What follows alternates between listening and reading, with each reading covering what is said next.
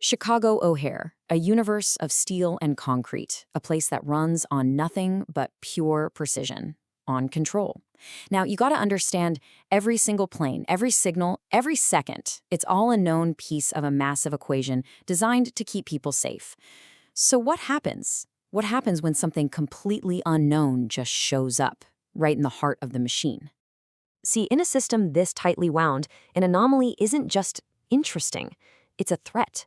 It's a potential crack in the whole foundation. The entire architecture of air traffic control, well, it exists for one reason and one reason only: to get rid of the unknown. This is the story of what happened when the unknown showed up anyway. The date, November 7th, 2006. The time, 4:15 in the afternoon Central Standard Time. And the place, United Airlines Terminal 1, Gate C-17. Just another Tuesday. About to become one of the most important case studies in the history of modern aviation.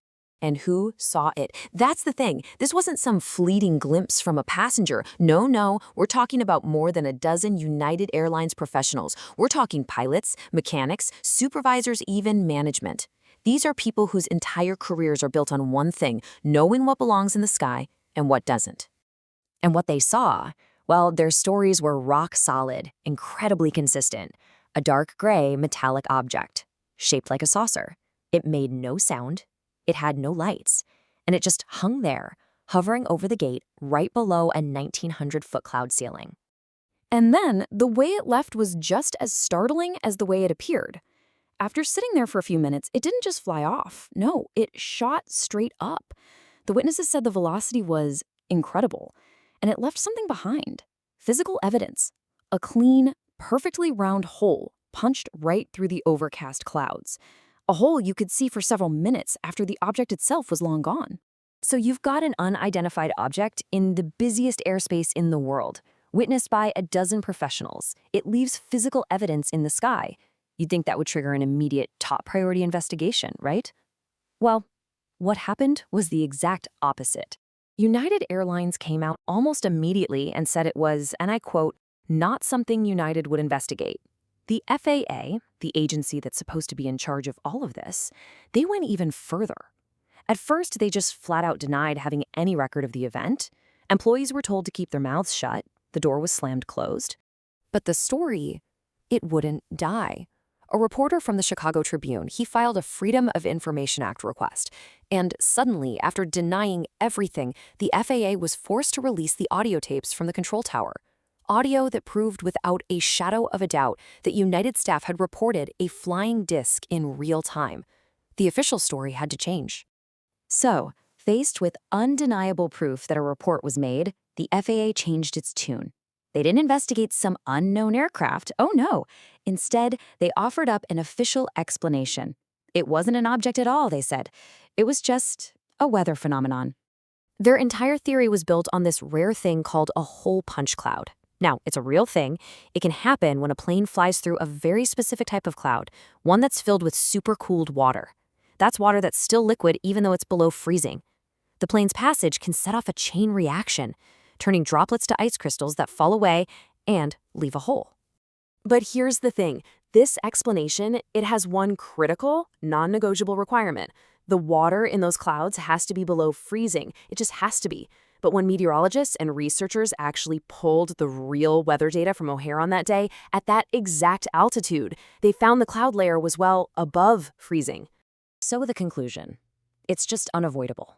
The most basic scientific requirement for the FAA's official story wasn't there. It just wasn't. The actual weather data simply doesn't support their weather theory, and that leaves the event at Gate C-17 officially unexplained.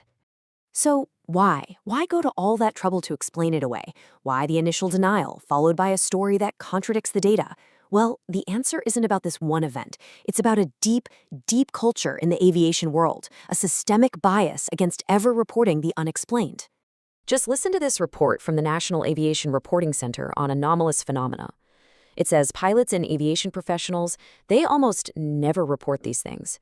And why is that? Fear. Plain and simple. Fear of ridicule from their coworkers, fear of hurting their reputation with the company, fear of official punishment. Reporting a UAP, an unidentified aerial phenomenon, well, it can be hazardous to your career.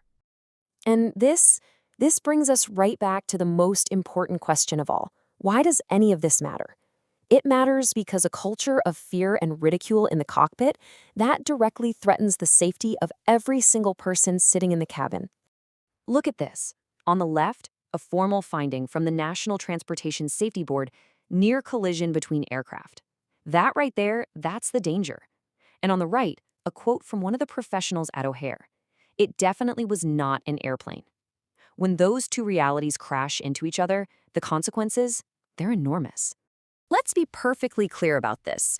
An unknown object maneuvering in controlled airspace, especially an airport as crowded as O'Hare, is a direct, unambiguous threat to flight safety. Period. To ignore it, to dismiss it, to ridicule the people who report it, that's like accepting a giant hole in our security. You know, in the end, the story of Gate C-17 isn't really about a flying saucer. It's about a documented failure of the system. The evidence shows that the real mystery isn't what a dozen trained professionals saw in the sky that day. The real mystery is why the very institutions designed to protect that sky refuse to even look. And that leaves us with a question we all have to think about. If professional pilots and air traffic controllers are discouraged from reporting what they actually see with their own eyes, it creates a dangerous blind spot.